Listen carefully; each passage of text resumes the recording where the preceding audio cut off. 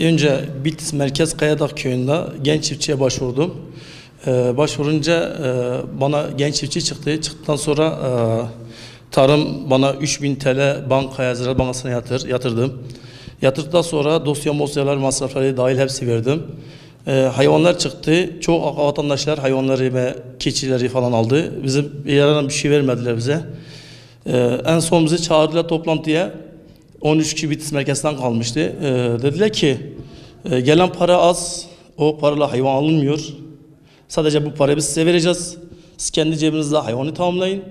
Biz dedik ki kardeş bu verdiğin para bize yetmiyor. Biz bu hayvanı bu parayla alamayız. Eğer siz kabul edersek o para ne hayvan gelirse biz alalım. Yok dedi, hayır. Olmaz dedi. 34 tane alacaksınız. Biz de o para almayınca gelen paramız, mesela köyde tapu kiraladım. Tapu parası verdim. Birçok senede boştum, çalışmıyorum. Onlar yüzünden bir yerde çalışamam. Sigortalı bir yerde çalışamam, işbaşı yapamıyoruz. Bize her an mağdur ettiler, yardım istiyoruz. En son Vahit Bey'le görüştüm. Bitlis Milletvekili AK Parti'nin. Vahit Bey dedi ki, telefon numaramı aldı. Ankara'da beni aradılar. Ne yaptınız? Durumu izah ettim. Kendilerine konuştuktan sonra onlar dedi biz bir şey yapamıyoruz daha. 22 bin lira 100 milyon kalmıştı. O da hayvan alınmıyordu o parayla. Biz de mecbur parayı almadık. Kabul etmediler.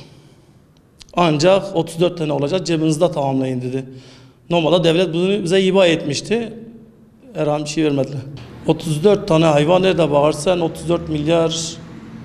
İyi hayvan 34 milyar fazla ediyor. Kabul edilmiyordu. Ayrıca da 34 tane olacak.